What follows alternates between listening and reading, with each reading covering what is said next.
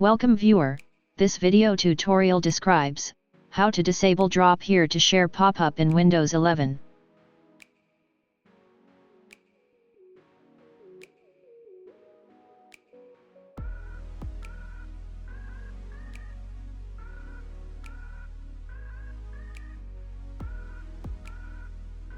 Open Settings, open System, open Nearby Sharing.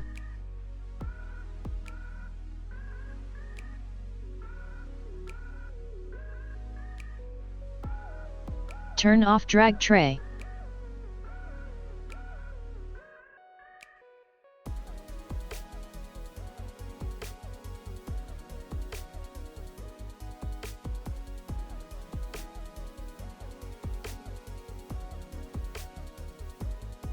I hope this tutorial helps to you.